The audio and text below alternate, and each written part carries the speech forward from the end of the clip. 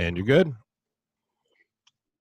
We have so little to talk about today, ladies and gentlemen. The world of wrestling is the world of wrestling right now. Everything's still kind of weird, but because of that and because of how slow everything has been going, we've been able to talk to our good friend in Impact Wrestling, Rohit Raju. We're going to have him come on. We're going to talk about a few things, how the Impact locker room has been since this addition of COVID to it. His match coming up this Tuesday on Impact Wrestling with the Finesse Division champion, Mr. Chris Bay, against TJP and Falaba. We're going to get into all that and more this week as we break the ring down.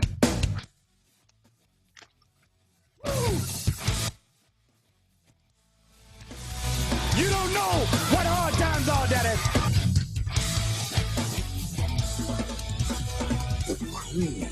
Rise to the top. Oh, yeah. Austin 316 says I just whipped your ass. You just made the list.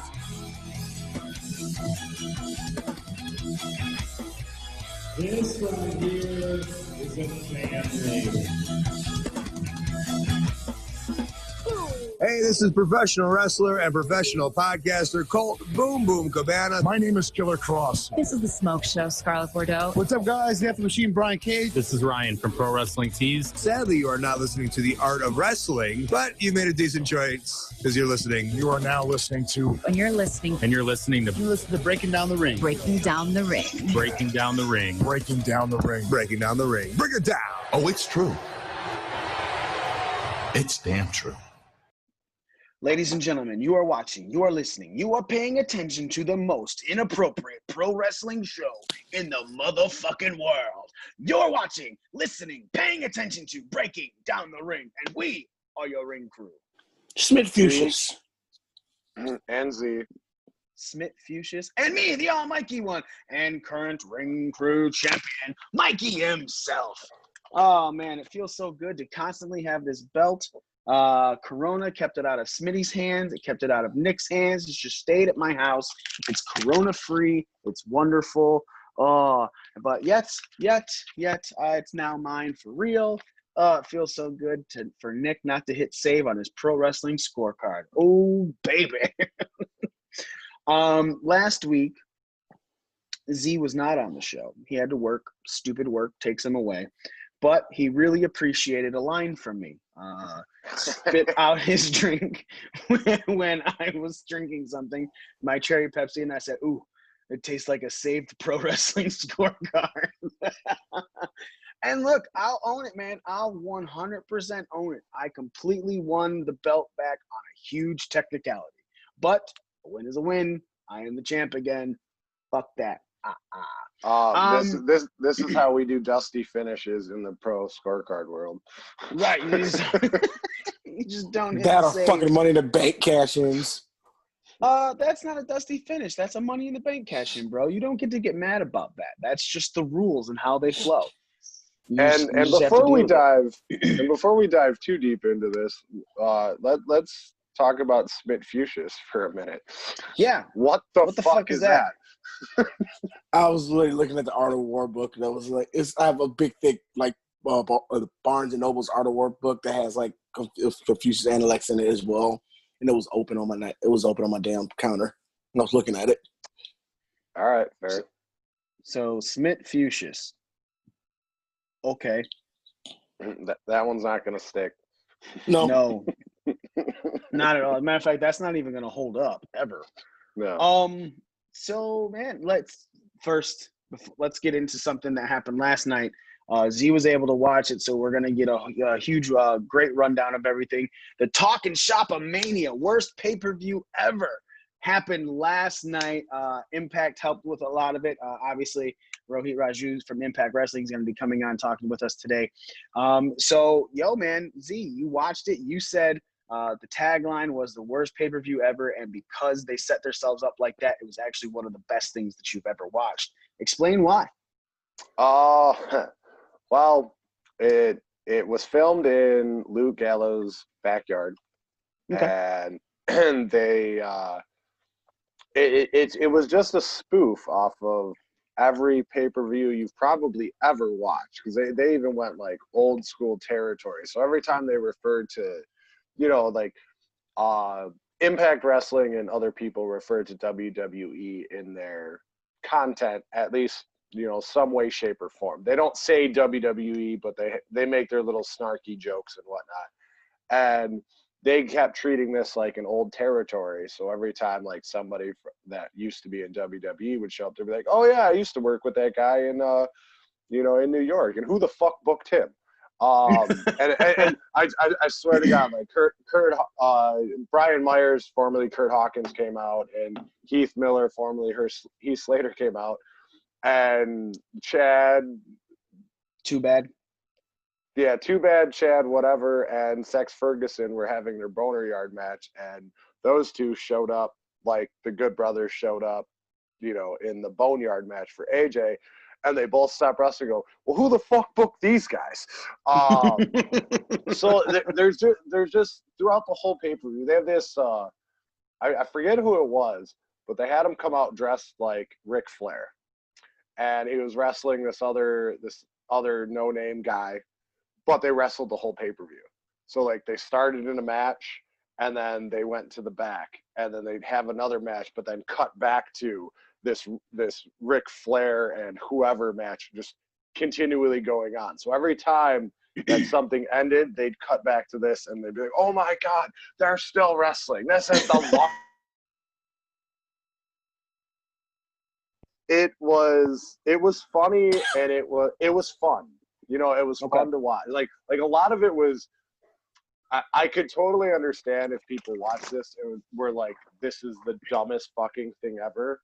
But if you're a wrestling fan, if you're a smart mark like us, it was hilarious. Just the things said during it, the things done during it, and nothing was serious. At one point in the match, and this is a spoiler, and I apologize. Hey, you're saying it's spoilers.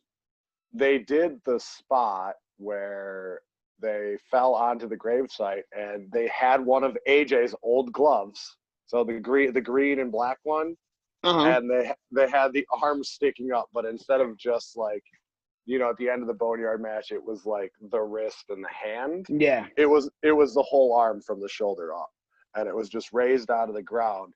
And they're like, "Oh, you fell on Uncle Alan's arm," and they grab the arm and start beating each other with this prosthetic arm with an AJ Styles glove.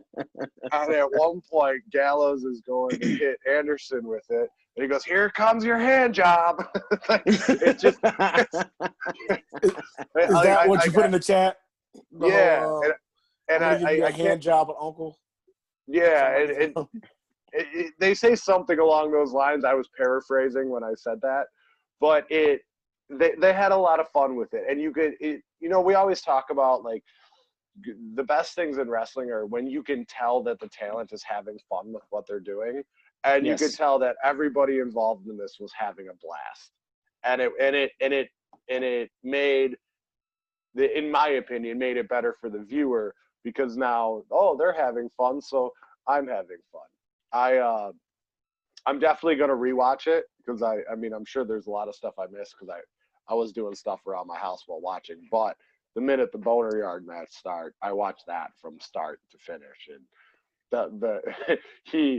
Gallows like, "This is the Undertaker's hearse. I didn't buy this for $2,500 on eBay," and it's got like the Ghostbusters sign on it, and it's white and everything.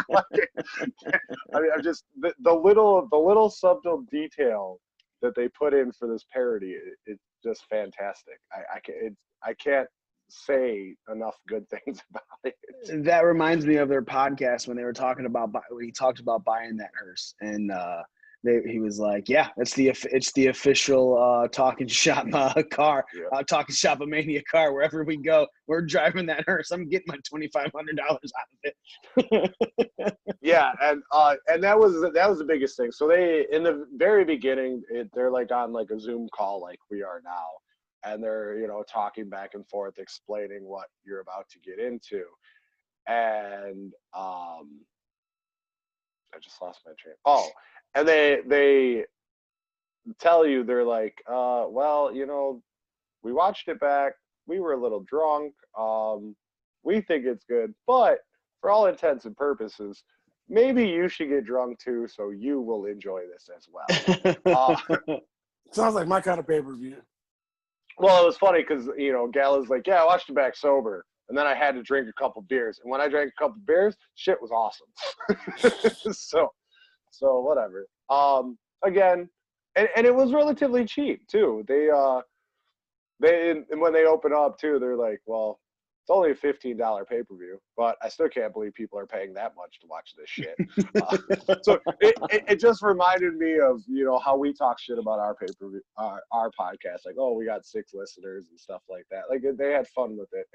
But they did say in the beginning, like, if you follow their podcast to the T, you'll get a lot more of the jokes going on during Talking Shop Mania, because it's all podcast based.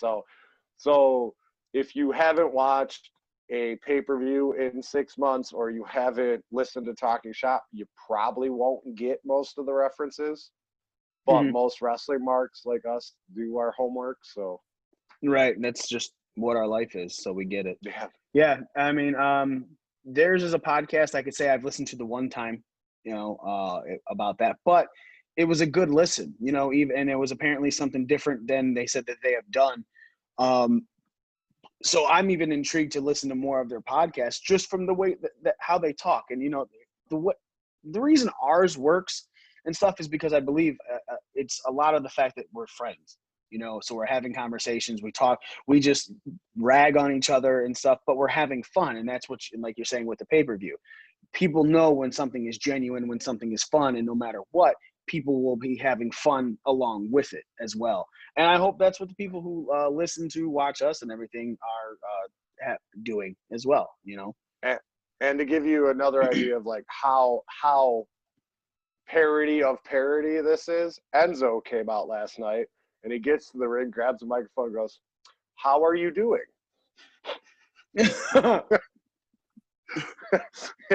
he proceeds to have cut like one of his WWE promos, but it's all like slow spoken and it's not PG. And he's like, and at the very end of it, he goes, "I don't even know why the fuck you listen to me talk. Who booked this shit?" And drops the mic and walks to the back. It was that one definitely caught my attention. And there's a lot of familiar faces in there. There's a lot of people I don't know in there as well. But all in all, like, if I had to rate this as far as best pay-per-view, I would give it about probably a 2 for like the wrestling ability. But as far as like the full-blown entertainment factor and the comedic factor, they get, a 5 for sure. And ladies and gentlemen, welcome to the show, the one, the only Impact Wrestling star, the beautiful man himself, Rohit Raju. What's up, fellas? How you guys doing? I see you're drinking out of your last Jedi mug. Yeah, don't ever insult this Darth Vader mug like that ever again. Hey, I just want you to finally admit that after the prequels were made, that The Last Jedi is a top 5 Star Wars movie made after the prequels. Seeing as there's only 5, I think you can agree with that. Do you want to start this conversation? I hate that movie so much. I've never even watched it again after. I refuse to watch it. And then the funny thing is the sequel trilogy is such a disappointment to me. Now, granted, I will say this. They are better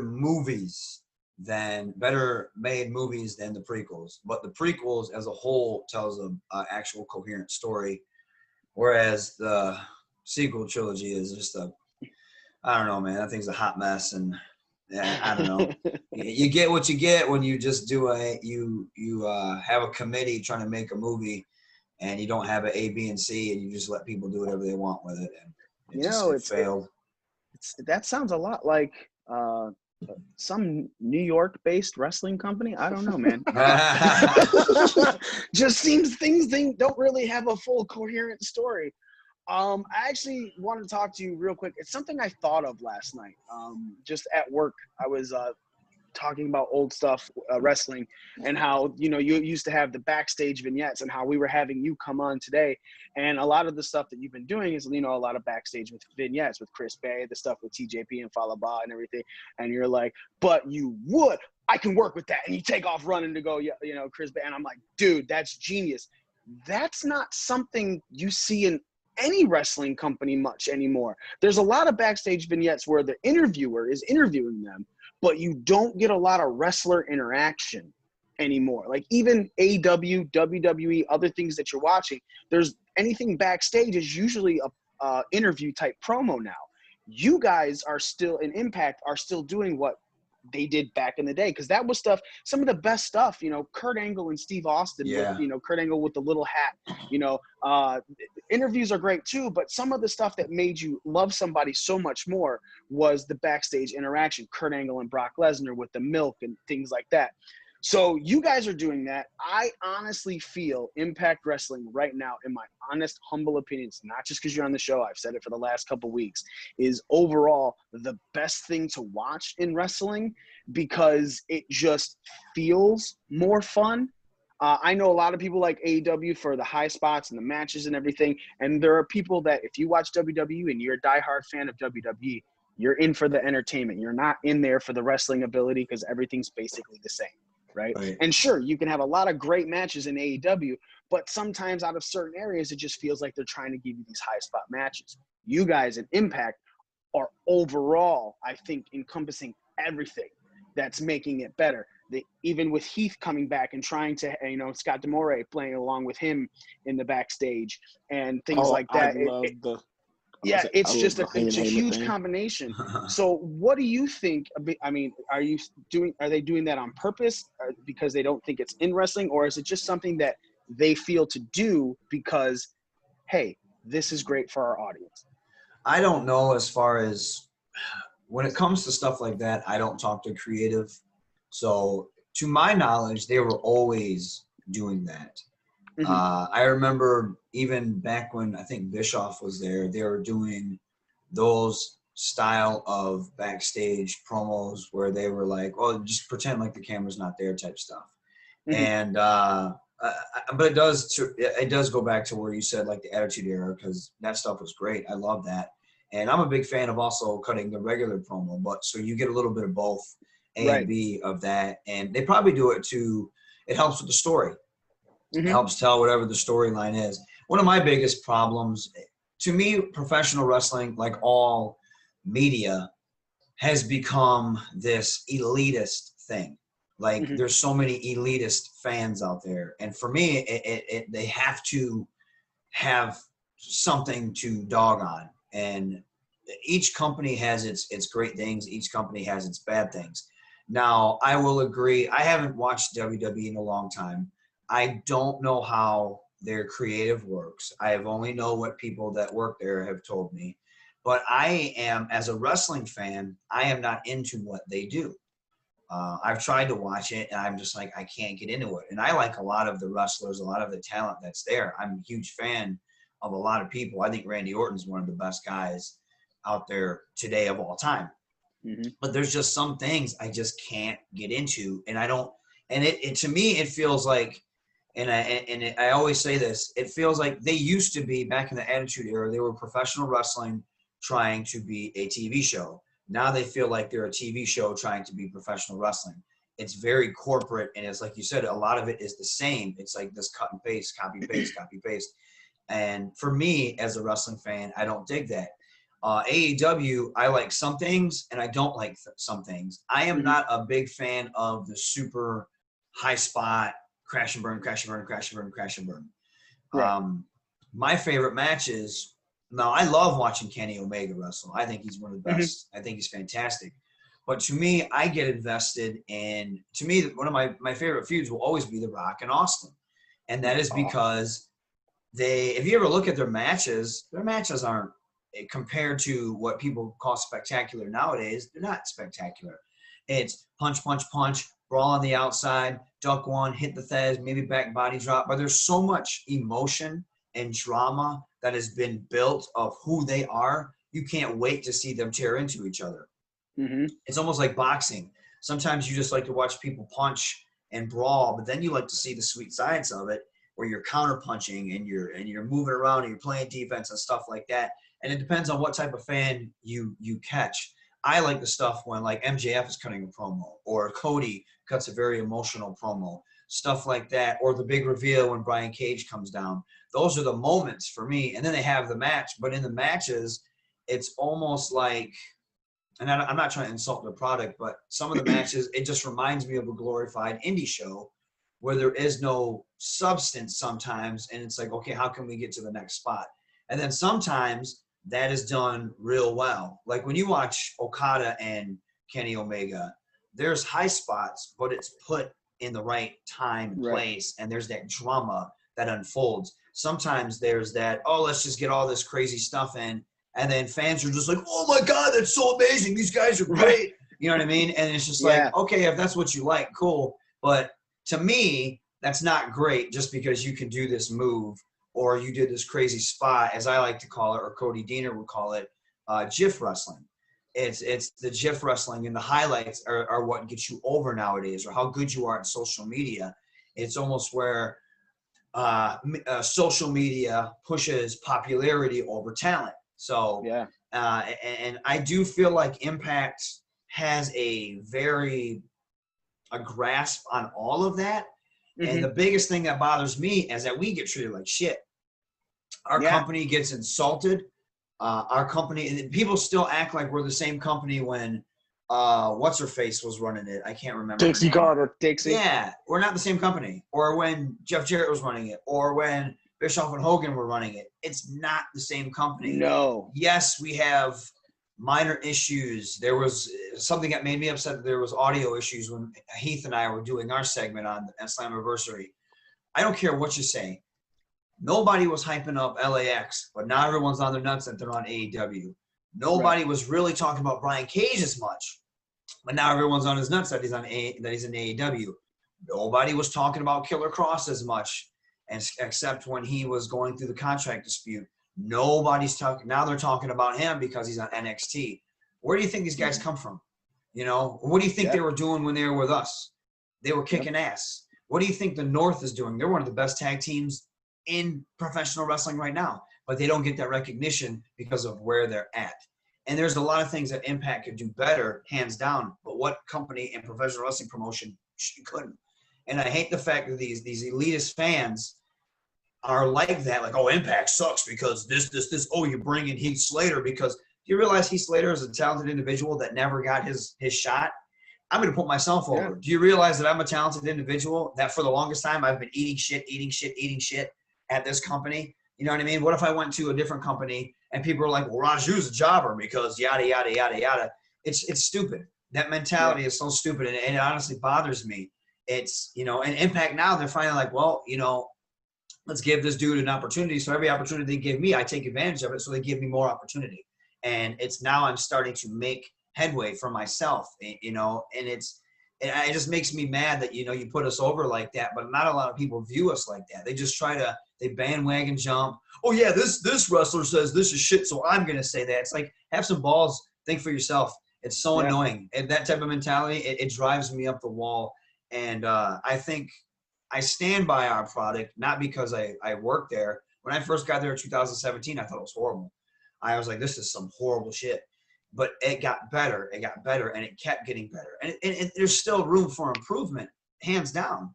But our Slammiversary card was amazing. The surprises, the suspense. From top to bottom. Yeah, and the people that were watching it and commenting on it, you know what I mean? That should show you right there. And I just think we get a horrible shake. We don't get a fair shake. People already judge us, and they keep us in this category, and they judge us from past experiences where we've blown that out of the water. We're not even that company anymore. We're a way better company. And I do think we have every right to be considered top 3. But for whatever reason, Twitterverse and, you know, wrestling fandom, it doesn't allow us that because everything has become so elite. It's the same thing with movies, same thing with video games. Anything entertainment-wise, everyone has become such an elitist to where if you're not in this group, then you don't know what you're talking about. And it's like, just like it. It's wrestling, like AEW, like WWE. You don't have to like everything about it. but it's wrestling. There's certain things you can like about it. Like I love New Japan, you know what I mean? But I don't like everything that New Japan does. I think that all their 6-man tags are exactly the same. But when it comes to their big shows, I don't think people can touch that. You know what I mean? It's like the same thing with us. I think we're doing so many things that are well, and we have so many great people on our roster. We don't get the credit that we deserve. It's annoying, frankly. It's very annoying.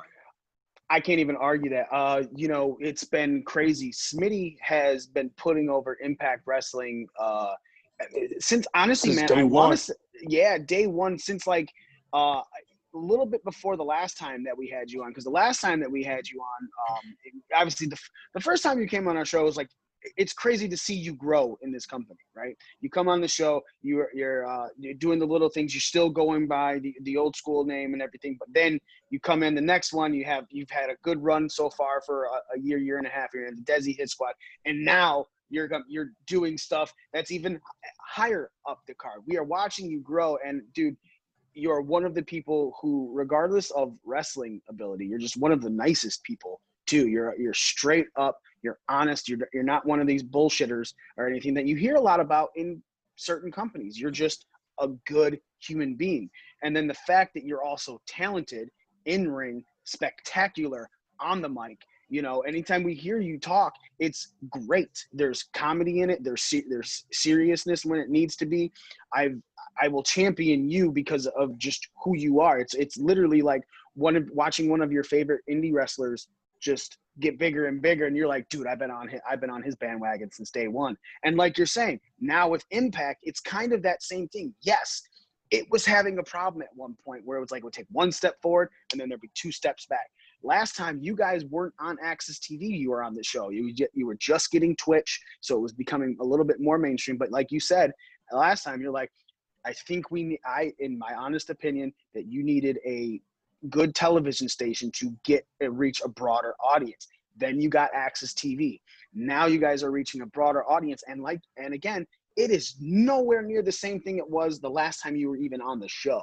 No, and Smitty has been and Smitty's been championing it since before that.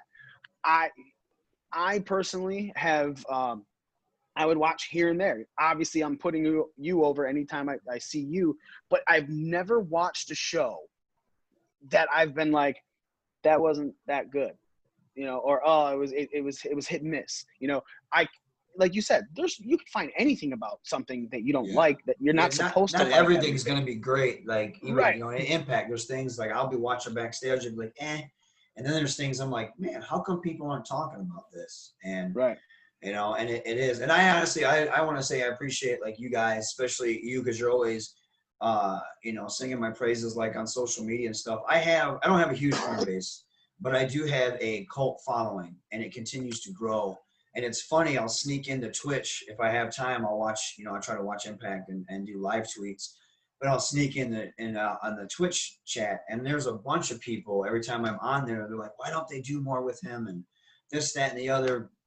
And they're finally giving me a little something, giving me a little storyline and stuff, which is, you know, makes me feel great because I feel like I'm one of those people that has the ability to do whatever they need me to do. And I have, whether, like you said, it's been comedy, whether it's been slapstick, whether it's been serious.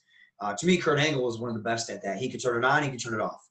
You know, he could be very silly, Kurt Angle, and then when he could be a killer, and he could just be boom, just like that. To me, I remember there was a wrestler, I won't say who he was. He's like, what are you? Sometimes you're funny, but then when you're in the ring, you're angry. He's like, you got to choose one. And I'm thinking to myself, excuse me, I'm not Kurt Angle, not even close. I'm not Eddie Guerrero. But those were guys that could do it right from jump. Heel Steve Austin, he could do that. He could be that funny, and then he could be a stone cold killer in the next. To me, it's range, it's diversity. You should be able to do that. So that's what those are my inspirations as far as the character goes, and that's what I try to do. And I've been frustrated with the company. There was a while there where they're like, we're keeping you in the hit squad, you're doing all this stuff, and I'm just wanting to break out. And I kind of got the opportunity to do that because of COVID. So, you know, Shira's in India, Raj is injured, Gama's in Calgary, so they're not coming over anytime soon. So now it's just me. So it's like, hey, we have to do something with him. What can we do? So they throw me a bone. I kill it. They throw me a bone, I kill it. They put me in this backstage vignette. Everyone, people start talking about it. They put me on there with Heath, which was super cool. And I'm going to say this, Heath Slater or Heath Miller, whatever, one of the coolest guys. You put me over, that's him. I was very nervous when I did my thing with him because I didn't know how he would be. He's coming from WWE. He's making a ton of money. I've dealt with people like that before that are complete assholes. When the guy that was doing our segment introduced me to him, he goes, "Oh yeah, I know who this is. I've been watching him. He was with Terry doing, his stuff. I've been paying attention to him." And then I laid out what I kind of wanted to do after I figured out, what we're going. He's like, "Man, I love that." He goes, "I don't even need that much. How about I just reverse this and you come out the corner and I'll hit you with my deal and everything else you want to do, you do it." And I said, "Are you okay with that?" He's like, "Yeah, man." He said, "Do you get yourself over?" And I said, "All right." And then when I did it, he thanked me and he goes, "Are you nervous?" Before we went out there, I said, "I'm always nervous." I said, "But I'm more anxious. It's more about I want to do it." I said, "But as soon as I get through the curtain, it's go time." I said, "Are you nervous?" He goes, "Kinda." I said, "How are you nervous? You've been in, this situation a lot." He goes, "Yeah, but it is what it is." I said, "Okay." And we sat down, we talked, and after it was done, he goes, "I just want to thank you. I know how it is being that guy where every time someone new comes in the company, you got to put them over. And you're struggling to make a name for yourself, and every time they bring in somebody new, you got to put them over." He goes, I just want to let you know I've been in your situation, and I appreciate that." And then he was just really cool, and we talked, and we talked about how we get frustrated with wrestling. He was talking about his frustrations, when he was at WWE. And then at the same time, I was telling him, I said, the only reason I still do it is because I love, and before I could finish my sentence, at the same time, we both said wrestling. I was like, this guy is one of the good ones, you can tell. And he was just super cool, man. And he thanked me every time I saw him at the tapings. He thanked me for Saturday. He thanked me for Saturday. And he put me over. He said, "Your money." He said, you have what you need to do. Your promo was great. Your strikes and everything were great." He said, "Your money. You just got to keep hustling." And I thought that was really cool because we both were talking about how we've dealt with some assholes in this business. You know what I mean? I've dealt with guys that weren't even that over, but they made it. You know what I mean? They made it to WWE. They made it to WCW. And then you deal with them, and they're just like, it's like, dude, did you forget where you came from? I'm trying to do the same thing you did. I'm sitting here hustling and struggling and eating shit like you did that. So why would you be an asshole to me? Why would you already assume, like, hey, man, this promotion booked me against you for a reason because I'm good and I'm going to put on a good match with you. So why would you be an asshole? Or I signed the dotted line for a reason. I may not be at your level yet, but what do you think I'm here for? I'm trying to be at your level. And so I've dealt with a lot of people like that. But it's funny because sometimes it comes full circle. And, you see these people again, and maybe they didn't expect you to be sticking around this long. And then they see you, and you're in a position where they're not anymore. And, you see them again, and they're just like, "Oh, hey, what's up, man? It's good to see you." It's like, yeah, when I first met you, it wasn't that, cocksucker. And now it's a little bit different. You know what I mean? So, but I am where I would want to be vengeful and tell them to eat shit. I don't. I shake their hand because I'm a professional, and, that's just how I am. But yeah, man, he's a great dude, and I'm very happy that Impact is finally giving me things. Like, I got to change. Moose is one of their top guys, so I got to do a promo with him. I felt like that promo was very entertaining. And then I have a match where I get to be in the ring with Tommy Dreamer. You know what I mean? Tommy Dreamer's one of their top guys, and I'm tagging with Moose. So, and then I do a spot where I go and I'm on a pay-per-view cutting a live promo with Heath, and Heath is obviously someone they care about because they're bringing him in. They want to make it special. And they put me in that situation. Yeah. Even the same thing with Scarlett when they gave her first intergender match. They put me in that role. So it's, for me, I'm not where I want to be because I know I can be a top guy. But also I have to realize they're putting me in good spots because they trust me. And they know that I'm going to get that segment over. So, but I don't always want to be the workhorse. I don't always want to be the good hand because I know I can be more than the good hand. So, right. And future X Division champion. I hope so. That's, you know what I mean? I hope that's what it is. Hell, future world champion. I know I'm not the tallest, biggest guy, but Daniel Bryan proves that, you don't need to be, in my opinion. To me, my promos are what separate. I can't do what the Rascals do. There's no way in hell I'm gonna do that sliding fucking Canadian destroyer like the thing that Trey Naomi did, which was like, dude, that was. But I don't think it was Naomi's fault. I think it was Lacey's fault because Lacey didn't go. She kind of, you know what I mean? Like Naomi was going, and Lacey kind of, I think she was scared to take it, which is a freaky move to take. Yeah. But Trey and Swan, it was like beautiful. God, man, those two guys. Give me goose. I've got goosebumps just thinking about it, man. That pardon the interruption. The only reason I give shit to Naomi with it is because on Twitter today, I was literally just showing Z and Smitty that she goes, it's actually a sliding blockbuster, not a Canadian destroyer. It's just something I thought of. She literally said it's something I thought of that I didn't take from anybody else. And it's like, dude, it was just done weeks ago. Yeah, you can't. You lose face real quick right there. Oh man, so I was just like, all right, cool. Rather than just saying there was a botch in the move, which it happens to everyone. No one's expected to be perfect. It's not. I think Lacey and Naomi can go. You know what I'm saying? Hands down. But there was a mess up. It's simple as that. Just accept it. But don't tell anybody that it's a sliding blockbuster and it's your move. It's like, it's not. Someone literally just did it in Impact a week and a half ago. Yeah. So you were talking about you've been getting thrown a bone because of COVID. So let's talk a little bit about COVID. It has completely changed the wrestling landscape. Right? Yeah. There went from shows with no fans to shows being shut down for a little bit. To shows where AEW is doing it, where it has faces and heels in the crowd being very themselves, to WWE bringing in the piped noise with real people, right? It's like, this is who you're going to cheer for. This is who you're going to boo. That's what you're going to do. Do that. But you guys are still doing it, no fans at all. And yet somehow, I guess I just shouldn't be surprised anymore. It's still very entertaining to watch. It's not like you're watching a no-fan product. How is the locker room right now dealing with COVID, and how does it feel to be out there as a wrestler doing things with no fans?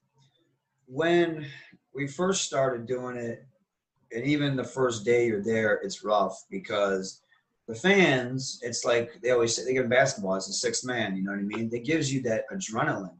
When you walk out there, you hear those cheers, or you hear those boos, and you're telling that story. But as you're telling that story in the ring, and you have them, it's like it gets you like, man, I can do anything. Okay, you want to do that top rope suplex? Let's do it. Even though I'm going to feel it 10 minutes after we get to the back, but you don't care. When you get out there for the first time, I never forget I think my first match was a 6-way X Division match. Man, and Trey hit me with a forearm, and I was just like, oh, what am I doing? And then you get hit, you take that first bump, and you're just like, oh, man, because it's not, that adrenaline isn't going. But after a while, you start cooking, and then you're good to go because it's just like wrestling. It's like riding a bike. And then you forget, and instead of playing to the crowd, you're playing to the camera. And you get a little bit more of your character over, which is pretty sweet. I think the rest, I mean, we prefer fans. One of my biggest things, I miss going to shows. I miss, I'm glad I get to do Impact, but man, not being able to do shows every weekend, that's money out of my pocket. That's also just not being able to wrestle and perfect your craft a little bit more, because that helps you try new things and stay crisp and stuff like that when you're doing these shows and make some money. So that really sucks. And I don't see how that's going to change, because TV is one thing because it's TV. So you can get away with that unless you're putting it on like IWTV or something of that nature, or you're doing outside shows. You're not having any shows. Right. And I don't know what people are going to do in the wintertime. I have no idea what they're going to be doing in the winter, like these outside shows, unless they travel south where it's obviously warmer. But I have no clue. And that sucks. For me, I'll probably have to pick up a part-time job doing something because the money just isn't coming in. When I was wrestling, it was Impact and then wrestling every single weekend. Bang, bang, bang. And money was just, it was fine. I was good. I could pay bills, and my wife, she'd work and pay bills. So it was working. But now it's like, man, I might have to go back to the 9 to 5 and hustle on the side and do all that stuff. But I'm going to do that probably after summer because I've enjoyed my summer. Luckily for me, I have a home gym and I'm in the best shape I've ever been in, like physical wise. Cardio sucks, but my body, I'm at 180 pounds. And for the longest time, I couldn't keep that. Plus, I'm getting older. And so my body doesn't shed weight. Like I like to, if I drink, it's like the next day I'm bloated as all hell. So, but I stay at 180, and normally I would fluctuate between 165 and 173. But now I'm staying at 180. I eat grilled food every single day. I lift every single day. I get all my protein that I'm supposed to get, and I'm in better shape than I ever was, which is freaking sweet. So for me, it's a little bit different. But everyone's suffering. Especially wrestlers, you can't go wrestle. You're not getting unemployment if you didn't have a job beforehand, and then people are having to go get jobs and get work and stuff like that. But for me, I'm just trying to make the best of it. I do miss doing a lot of things, but I've been working on my house. I put in a new kitchen floor. We're going to be painting the kitchen again today. So that's all I've been trying to do, and just make the best of my time because life don't stop. You just got to adjust to it. Right. One of the biggest things in wrestling right now, and actually it has affected every company, your company for sure, has been the speaking out movement. I don't want to get into specifics or anything like that on anybody at all. I don't care, right? I only wanted to know regarding to you is how things are currently in the locker room with all of this. How do you think things should change so a lot more people are more comfortable? Because let's not pretend like this is just women, because a lot of men came out to talking about things that happen with other people. But it seems to be like there was an old school mentality that needs to grow, right? Yeah. But at the same time, it affected your company in a way that I thought your company handled it the best. I thought Impact Wrestling, I feel personally handled it the best. That's another reason why I've kind of stopped watching other wrestling companies, because I'm like, as a father of a daughter who's 11 and will grow up, and whether she does anything, I'm like, I don't want to ever be associated with something that would just make it look like my daughter doesn't have a voice in her feelings. Like, I also understand that there's a lot of times where it's like, this person said this happened, so we have to do this to this person. And that's not true either. Right. I think that everything does need a full fledged type investigation. But then there's other companies that are like, we're going to wait to hear something. And then you got 4 or 5 more people coming out and they're like, we're still going to wait to hear something. Right. You guys, however, handled the situations that you had quick. And now I'm just wondering, how is it in the locker room since? And then again, how do we move forward in wrestling to where this is not such a big thing that ever, like, there's always going to be something. Let's not pretend like anything's going to be perfect in the future, but something like an internet explosion of this guy did that, this woman did this person did that. We should never have anything like that again. Instances, sure, you're not going to avoid it. How do you think wrestling should move forward to hopefully never get this again? Well, there's always that mentality in professional wrestling that was I guess you could say, fraternity mindset, mm-hmm. where you had to I totally believe in paying your dues. I am not this wrestling is for everybody person. I believe you should be setting up rings. I believe you should be working hard and busting your ass. I do not believe you should be doing sexual favors or any of that stuff. That's just ridiculous. Mm-hmm. And I feel horrible for these victims that had to come out and people that have dealt with that stuff. That's insane. And I think that's just people that were already, I guess, having that mindset and having power and take advantage of their power on these people that were trying to break into a business, and they were trying to, either one, they had no respect for the victims that they did this to. They obviously had no respect for them. Or 2, they figured, hey, I'm untouchable. I can get away with this. That sucks. As far as the locker room's fine. I'm sure people go off and they have their private conversations, but their locker room's fine. It's crazy because some of these people that are gone, I was friends and I was friends with them, and I talked to them on a regular basis, and I actually looked to them for advice.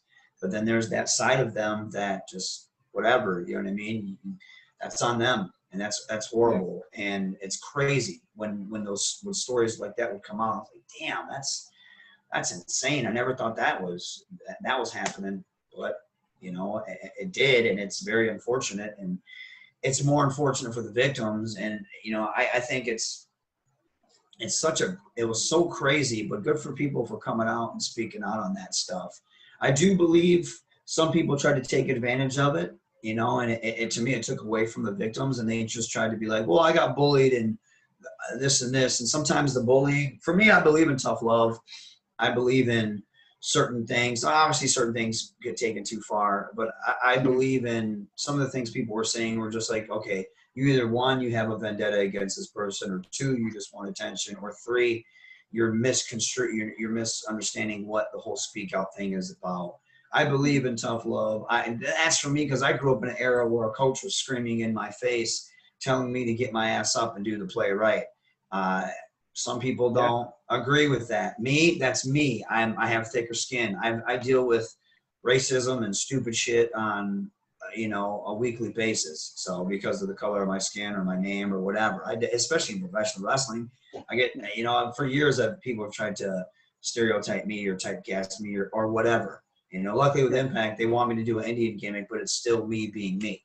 So, but I've dealt with that stuff. But I'm not saying that's just me. I'm not saying people are wrong for how they feel, but I do feel that some people try to take that and turn it into a personal vendetta, or they misunderstood what the message was, and they tried to use that, and it wasn't the time or place for that. I think professional wrestling, people just need to grow up. You know, you can't be doing that type of stuff. Be good human beings to each other.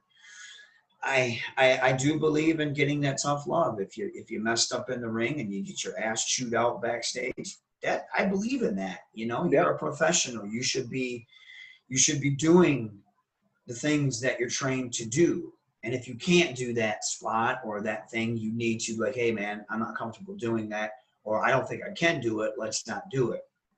Especially at a high caliber level. Now, being treated like shit, I don't believe in. Being sexually abused, no, I don't believe in. Locker room talk, if some were to say it, sure, you can do that stuff around your friends, but don't talk inappropriately around people that you don't know or that are uncomfortable with it. That's just common sense, in my opinion. You just don't do stuff like that. I think people just need to get that type of mentality. It needs to leave not only wrestling, but just things in general.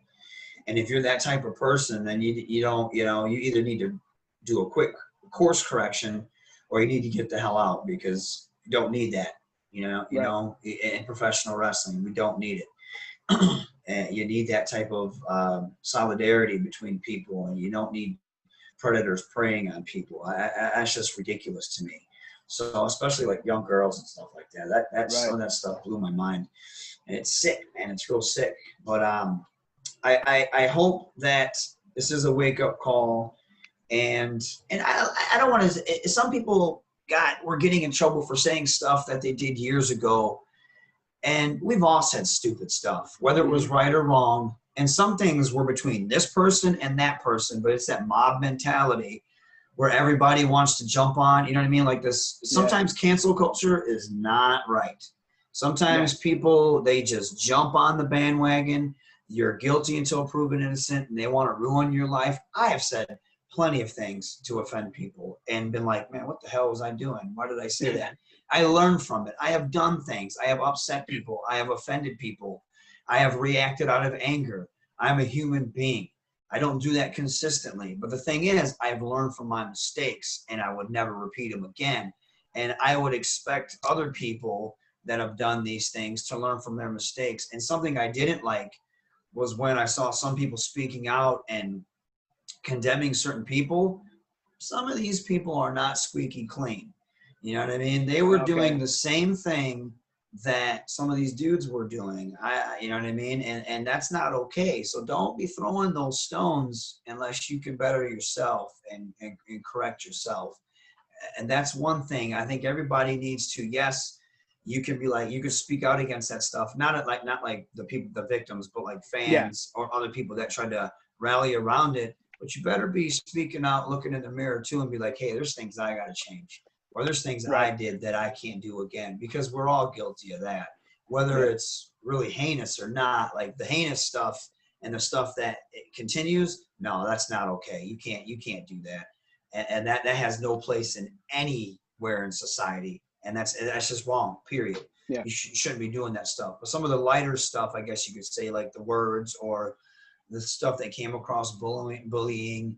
I know a lot of people are guilty of that, and we all need to better ourselves and not be assholes to people, and make sure it's not a thing that we're continuing. Like I try to treat everybody with respect. I was bullied as a kid, and then when I got to, I think like 4th, 5th grade, I said, man, screw this. And I started being a bully. I started having a chip on my shoulder. And anyone that said anything cross to me, I was fighting them. And by the time I got to high school, I didn't want to be that person anymore.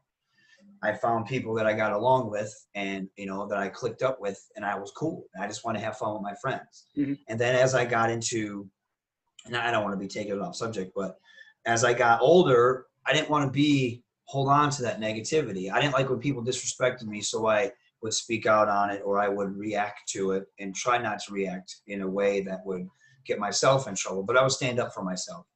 And I know how that feels, man, and nobody should feel that. So when young wrestlers come to me and say, hey, can you watch my promo? Can you watch my match? I don't tear them down. I'll give them constructive criticism, but I don't tear them down. I don't believe in bullying people. I've been, like I said, when I went to Impact in 2017, there was cliques and wrestlers there that treated you like shit, and I hated it. And it's not like that anymore. I think our locker room is a really good locker room that people could learn from.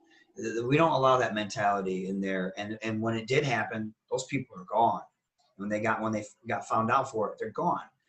That type of stuff, it shouldn't be allowed. And you should honestly stick together and not allow that stuff to happen in a locker room. But also, I think, like I said, going back to what I was originally saying, people need to look at themselves and better themselves in a lot of ways too before you jump on somebody for saying something stupid, because we've all said something stupid. And but the other stuff, like I was saying, the heavy accusations, the sexual assault, stuff like that, that has no place anywhere.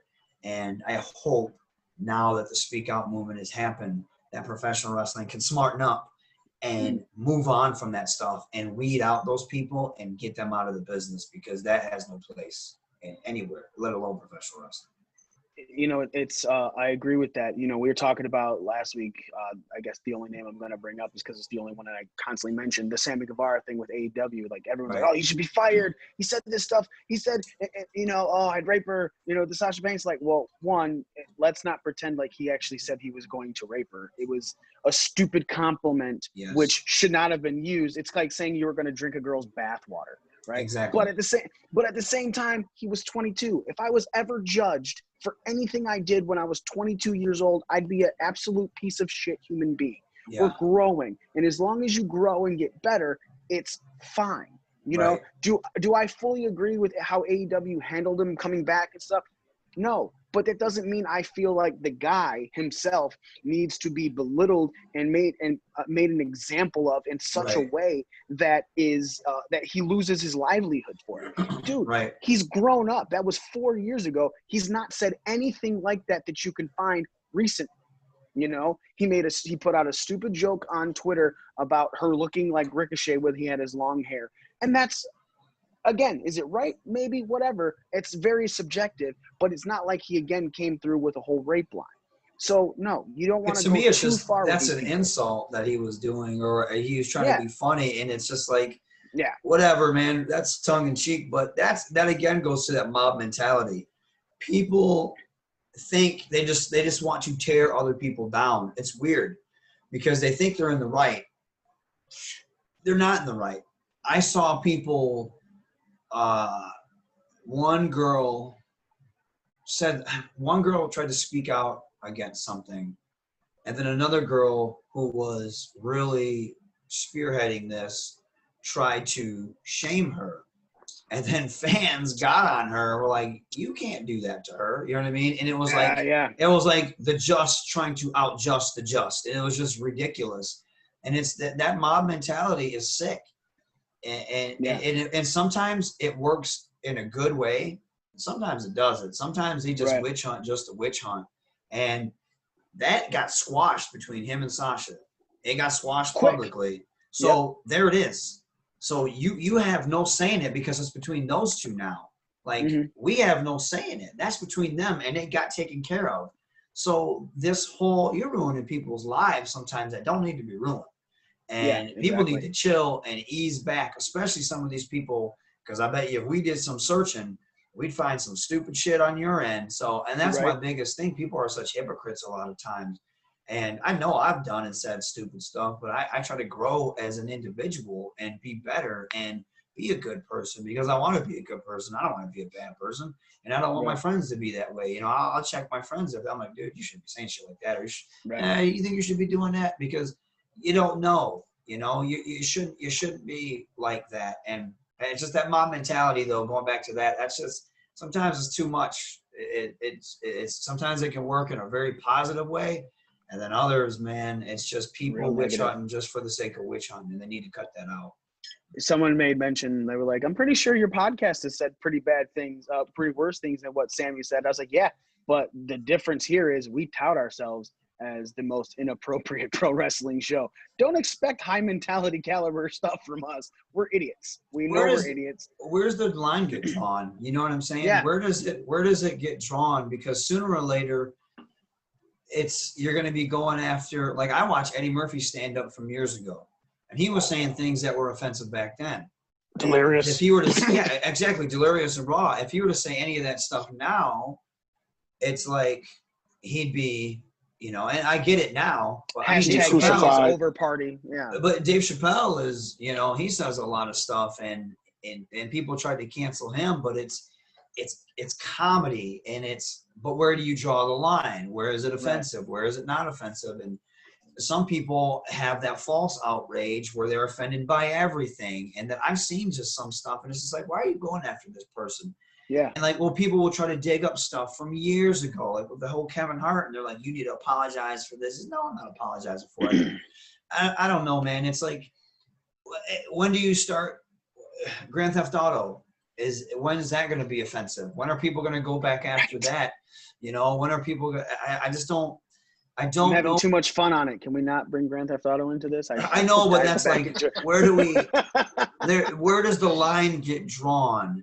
Because you could go, anybody could go after anything. You know what I mean? And if you get big enough people behind it, then it becomes an issue, and then you have to listen to the masses because the masses are your consumer. And then it's like, well, we don't want to lose money, or we want to save face, or we want to do this, so we have to get rid of this person, or we have to do this. And it's just like, I don't know, man. I don't know what's right, what's wrong, where it's like shades of gray. And to me, you know what I mean? Like, you should be able to joke around how you want on your show. And my opinion is, you guys say, hey, we're offensive. So guess what? If someone's saying they're offensive and you're offended by it, don't listen to it, because they're literally warning you, we're going to, you know, do this. If you're going to watch Dave Chappelle, you know he's going to say something offensive. Don't know what you're getting into. Watch it. You know what I mean? Like, I don't watch the President of the United States speak because I think a lot of things he's going to say I'm not going to agree with, and I think he's offensive in a lot of ways. And it's crazy because he's the President of the United States, so he shouldn't be that way. But I don't watch him because I know I'm going to get upset by it. So I can't, you know what I mean? And maybe that may be a little bit different because he holds a higher, I guess, you know, he's the president, for God's sakes. He shouldn't be saying stuff like that. But yeah, I'm not going to watch a comedian that I don't like, who I think is offensive. If he's talking about racist stuff that I find offensive, I'm not going to watch it, you know? Right. Because I know that it's not appealing to me. Exactly. And if he was doing it outside of his comedy bit, like Hulk Hogan, when Hogan got caught saying that stuff, well, that's kind of, you know what I mean? Yeah. Hogan got caught dropping, like, that's like not comedy. That's not subjective. That's him going in on something. And he had every right to catch that heat. But, you know what I mean? So it's weird. Where do you draw the line and stuff? And it's so weird because if you get a mass of people coming after you, in the words of Paul Mooney, they'll come in and take your show. You know what I mean? That's your ass right there. If you offend the right person, they will come. They will take your show. And but if you guys offend somebody, and they get the masses. I'll see you. That's, you know what I mean? I'm like, man, I was on that show. They got him. They took the show. They got that new show. Let's get off of the seriousness of the world right now, and let's talk about you again. Like you said, you have been thrown a bone due to COVID. It has brought you into having a storyline along the lines of the Finesse Division champion, Chris Bay. You're going to be tagging with him this week, Tuesday, Impact Wrestling, Access TV, Twitch, 8 p.m. Eastern Standard Time. That's right. You're going to be going up against TJP and Falaba. Tell me how you're feeling about this. What do you think's going to go on? You know, just talk about it, man. This is you. Well, first, I'm going to put TJP, I'm going to put my guys over before we get into the wrestle speak. Chris Bay has only been wrestling for about, I think, 4 years, early 20s. The kid has such a bright future. You know, he knows himself, and he's phenomenal in the ring, and he's only going to get better. He's one of those guys that, I mean, there's a reason why he's the X Division champion right now. TJP is one of those guys you get in the ring with, and you think that you're good. You're like, man, I'm a pretty good wrestler. Then you get in the ring with TJP, and you're like, man, I have a long way to go. Because TJ is unreal. Like, the way he moves in the ring, the way he thinks, the way I learned so much in these past few set of tapings because he's on that next level. Like, you start off here, you get here, and then usually when you're on, or you're a top guy in the indies, you're here, right? And then you start to get into TV, and you start to work with guys like that, and Rich Swann, and Eddie Edwards, you know, then you're like, I need to be here.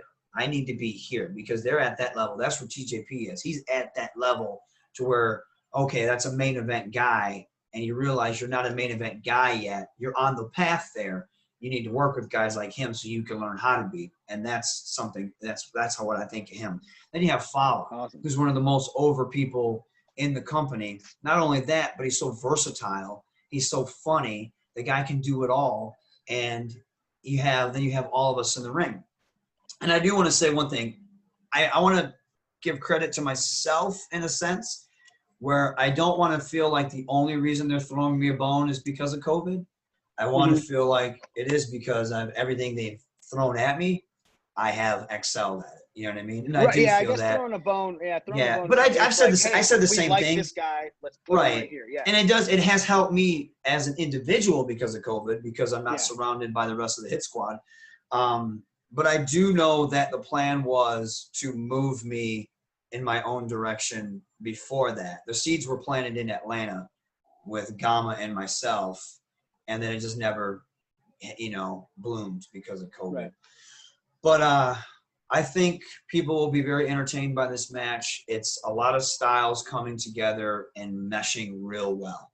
And I can't wait for people to see it. And I know a lot of people are excited for it. And I feel like the stuff that Chris and I have been doing has been really good. Like, it started off with we're kind of annoyed with each other. It started off like in the, I think it was Rebellion when we had this X Division match, and we kind of, he got the win because he took advantage of me, and then we had the tag match with him and Swinger, and he fed me to Willie in order for him to get the win on Willie. But now it's like, hey man, let's put bygones be bygones. Let's work together.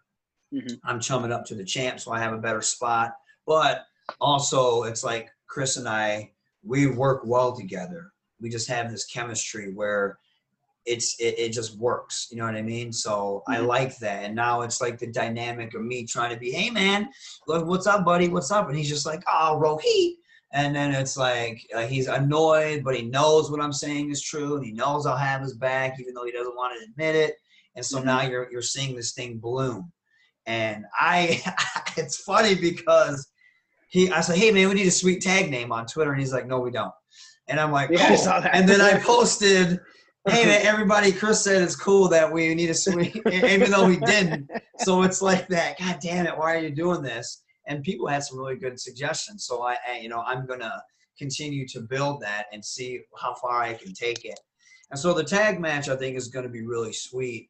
You have an established tag team in Fala and TJP, against two guys that aren't established, but against two guys as a tag team, but two guys that don't want to lose. And we especially don't want to lose to these two. So we're forced to work together, and because we want to have that, we want to win, and we want to make these guys, look inferior to us. So we're going to do what we have to do and come together as a team to do that. So, and I think they'll dig the match. I can't wait for people to see it. I'm really looking forward to it, man. I became a fan of Chris Bay back. I went to Vegas for one of the AEW shows. Can't remember. Double or Nothing. Yeah, the first Double or Nothing they were doing. And my friends out there with Pro Wrestling Scorecards that I want to talk real quick about in a second. They were doing something at the why is it off the top of my head right now? We were at StarCast, and they had a booth there. So, but they're into the indie wrestling scene there. So they took me to places, and there was one where I saw Bay wrestling. It was like the no ring, no nothing. They were wrestling inside of a bar, right? So I watched him wrestle there. They put me onto Orange Cassidy there. I fell into a lot of people that I was like, wow, I never heard of, that my friends at Pro Wrestling Scorecards put me onto. But yeah, watching Chris Bay wrestle, I was just like, holy hell, dude is good, right? He's really good. And then all of a sudden he's in Impact, and I was like, oh man, I am so excited for this guy. So yeah, everything that you're saying about Bay is something that I felt just seeing him as a fan in the audience, right? And I do want to just quickly mention the Pro Wrestling Scorecards guys, because they've been doing scorecards for WWE, AEW, and NXT events. They've been doing some NWA, but they're now going to be doing stuff for Impact Wrestling. And it's really awesome. It's basically just like, a pick'em sheet with a whole bunch of extras and things like that. So I'm going to shoot you a link after we get off of this, because it's fun. It's fantasy football meets wrestling pay-per-views, and whoever picks the best gets the best score. There's a reason I'm the Ring Crew champion, like you said. Oh, there it is. I know you like to be friends with, chummy with champs, so you can be as chummy as you want with me, brother. Oh my God. That's beautiful, fantastic. isn't it? Right. Yeah. Our friends at Zebros put this together. They're the guys that actually repainted the Impact titles from when they were blue to now they're red. So they, it's just, it's coming full circle with all It this. is coming full circle, man. Maybe you'll have the X Division title on I'm your not show. that down. I promise you, I'm way heavier than you think I am. No limits. No limits. Tell them, Smitty. X Division, no weight classes, no limits. It's just anybody can have it. Brian Cage has been X Division champion. That's right, Samoa Joe. Samoa Joe. One of the greatest limit to my wrestling ability. I can take a kick that misses me really well. I've heard I fall very well.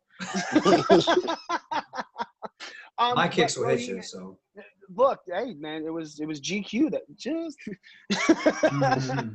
Oh, full forearm, dude. way back in the day, man, when we did stuff with Orlando, the underground wrestling. So yeah, man, dude, I'm really excited for this Tuesday. I'm really excited to be seeing you featured much more prominently. I think you're one of the guys that definitely deserve it, inside and outside of the ring. Just an all-around great performer, great talent, great person on the mic, great fucking human being. Just, I will put you over to the end of the days, man, because you deserve every good thing that I have ever seen you get. I'm like, yeah, he's deserved it. Give it to him some more.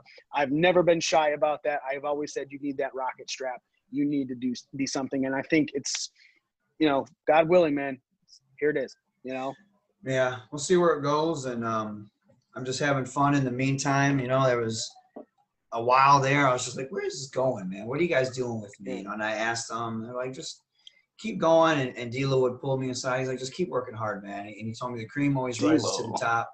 And dude, you know what the coolest thing about that is, like being at Impact, and even in professional wrestling, especially now Impact, I get to chum it up with guys that I love watching and grew up watching. Like I talked to David Penzer, like on a first name basis. D'Lo Brown, I talk to him. That's my go-to guy anytime I'm frustrated or I have an idea or anything. I talk to RVD. Anytime Sabu sees me, he gives me a hug. these are guys that I was imitating in the backyard. These are guys that I grew up watching. And now I'm sitting here talking to them, and they put me over. And to have that, and D'Lo knows my frustration because, again, he was in the same role. He's like, I was surrounded by guys. He goes, I worked hard. And, he goes, what do you think they're going to do? As I'm thinking I'm having my moment, but here comes The Rock. He's on fire. He's like, and I never got my moment. And he's like, trust me. He goes, it may never happen. It may happen. He goes, but I'm just going to tell you, you need to keep working hard because the cream always rises to the top. He says, trust me on this. Just keep working hard. People know, they see what you do. And even Bravo, he goes like, I'm telling you, man, people like you here. They really like you. It's just weird because I'm the type of person where I need that positive reinforcement. Right. So if I'm doing well, I need to know that I'm doing well. But in this type of work, sometimes they won't tell you that. They cater to – sometimes they cater to – I always say they have like I always just say a deck of cards. It's a deck of cards, and they have certain ones in their hand. And these are the ones they cater to. And I'm not in the hand. But that doesn't mean that – you know what I mean? It doesn't – I've been told like your card's there. Trust me, they pick it up and put it down. They pick it up and they put it down pretty much. They know your worth. They just haven't pulled the trigger on you yet. And they just tell me. And that was good to hear. And I need to hear that because, man, it's been bittersweet. Like, I'm like, these guys are just doing nothing with me. They're just using me as this job dude. And now, I had people pull me aside and explain it to me. Look at the roles you've been in. It'll get better. Just keep hustling. So that's what I've been trying to be very positive about it. And it's bittersweet. Wrestling can be bittersweet, but being able to talk to guys like D'Lo and stuff like that, it's amazing because like I always tell, and Rhino too, in my garage, I still have their action figures in there somewhere. And that's so cool to me that I talk to them on a first name basis or text them, and it's unreal, man. It's really crazy, man. Cause you talk about D'Lo thought he had a shine and then all of a sudden The Rock blew up, but it's still at the same time, everyone knows D'Lo. You know Everyone what I'm saying? knows. Everybody he is still a legend. Yeah, talking about the real deal now. Everybody knows him. Hey, I watched him wrestle last night on Talkin' Shopomania. How was that? I heard it was horrible, but in a good way. Oh yeah, very. It was the worst pay-per-view ever, but it was amazing. That's what I heard. Yeah. What was it on? Fight TV. Fight TV for like $15. Okay. That's another hour. Oh, go ahead. I was saying it's about an hour and a half long, and it's from start to finish. It's great. What was Johnny Swinger doing on there? That's one of my favorite people right now. He was all over the place. I mean, he was. It's hard to explain because of the way they shot it, but he was in a lot of different skits throughout the pay-per-view. Man, Swinger's. I don't know if you guys.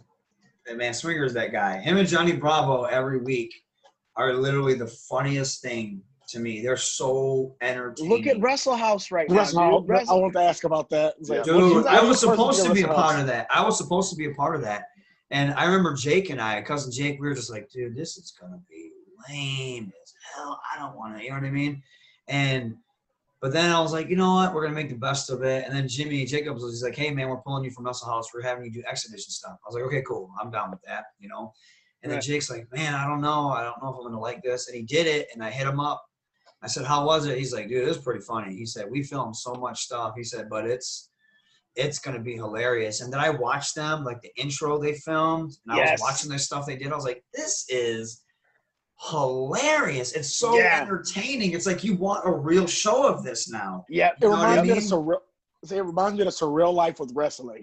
And that's exactly what it is. When it was explained to us, it was like it's the real world except wrestling. And it was amazing, man. And I can't believe like how well it turned out and stuff like that. We don't get any credit for stuff like that. Right. We were doing this stuff and we don't get any credit, and it's so entertaining. Although I've always said like Impact was they were like ahead of the curve when it came to cinematic matches and things of that sort. The whole delete stuff, man, and and no one wanted to give us credit for that. And even the stuff with the Undead Realm, with the stuff with like Su Yung and with Allie, when they had the Demon Bunny gimmick with Allie and Rosemary. Like I say, they were ahead of the curve with stuff like Impact has always been ahead of the curve. Plus, I have been a champion and an advocate for Impact since we started this show. I appreciate it. You know it's true. Shut the fuck up, Mikey. I just started watching. I watched Slammiversary, and then I instantly upgraded my cable package so I could watch weekly. Yeah, and you know what? And that's all we ask is people give us a chance, and we hope you catch it on a good day. Man, I just, the wrestlers there, Ethan Page, Josh Alexander, Rich Swann, Willie Mack, the Rascals. Then you have Eddie Edwards. Sammy Callahan. Sammy Callahan. All of the ladies there. And then you got Gallows now. You got Heath. You got all this talent. But you have our core group, the Deaners. These are all great workers. You know, whatever role they're put in, whether we're jobbing out or whatever, people don't realize. They just see what you see on TV, but they don't realize how great of a roster we have. And you could put us anywhere, and we're gonna do good things. And it's like we just don't get that credit. And I just want people to at least give us a chance and catch us on when we're doing something good or groundbreaking. And I guarantee you're gonna be like, well, I want to see more of that. And you got to go in there with an empty cup. You can't go in there with this mentality of what you think something should be. Yes, you got to go accept it for what it is. You got to go in there glass, empty. You can't go in there half full, because when you do that, you're going to be like, I guarantee you're going to be like, this is entertaining. There's something different here. Well, let me check this out from week to week. You might not like everything, but like I said, I don't like everything on AEW. I don't like everything on WWE, but there are things that I do enjoy. Right. And, we were talking about it the other day. Like, Impact is what really started the women's revolution in wrestling. And it has kept it up until even now. Slammiversary, Jordan Grace and Deonna Purrazzo. Awesome. A lot of people championed as the best match. I thought it was the best match of the whole card. And Meltzer gave it a 2.75, which I thought was such an insult. And if it's not AEW, you're not getting 5 stars. If you're not, stop being a mark. You know what I mean? Right. I get he's a mark, but don't be that type of mark where if you want to transcend or elevate yourself as you're this wrestling guru, then be a wrestling guru and give credit where credit's due. And he didn't at all. And that was just insulting to me. Very. All right. Rohit, man, thank you again so much for coming on. We said we were going to talk about 20, 25 minutes. And as always, we went way the hell over. We've been talking for about an hour, brother. So I'm going to let you go. I appreciate it. You got a kitchen to paint, brother. I do. You got some real life issues and everything. Man. I have adultivity to do. I got to do that. So they can find you on Twitter at Hakeem Zayn, on Instagram at Raju Zayn 80. And make sure you check out this man's Pro Wrestling Tees store, ProWrestlingTees.com/Rohit. Hook that man up. He's got some great looking merch, including some of Dragon Ball Z style stuff that I'm actually on it right now. I'm not even kidding. So I was going to buy a shirt. Oh, sweet. Thank you. There's a sale coming up. There's a 20% off sale. So wait, I can't remember when that's coming up. No, I don't want to wait. We also have a Pro Wrestling Tee store, and that means it cuts into our profits. So no, I'm not going to wait for that sale. I'm going to go right at you, dog. Sweet. I'm going to take care of you because, as always, you've taken care of us. This is the 3rd time you've been on this show. You're the first ever guy that we've ever interviewed. But, man, you're coming back. You are rising in the wrestling. Like you said, D'Lo said, the cream always rises to the top, and you are the cream, my friend. You are honestly the cream. Cream always rises to the top. Yeah, it's like Impact is your coffee. That's right. All right, Impact's my coffee. We stir it up a little bit. Yeah, all right. A little mocha skin. Okay. Oh, the mocha skin, the Mad Dragon. Ooh, yeah.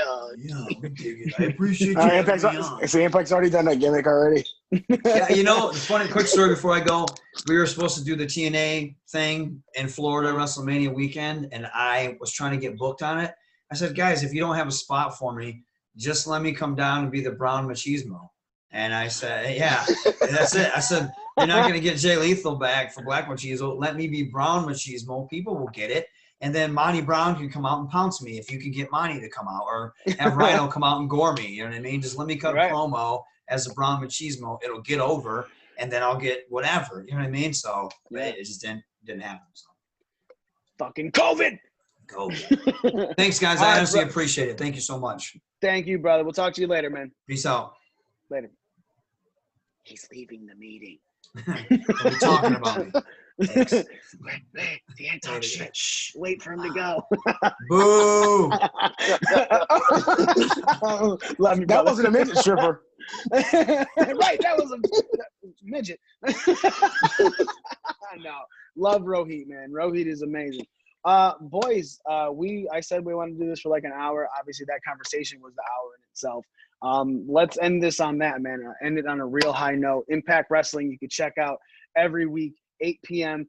Eastern Standard Time on Access TV or on Twitch. If you don't have Access TV and if you don't want to upgrade your cable package because you want really good internet so it gives you Access TV, then please go check them out on Twitch TV because Impact's Twitch stream gives it every week as well. You do not even need the television stuff. Plus, they have all kinds of old school stuff. So, tell them what Twitch has for Impact.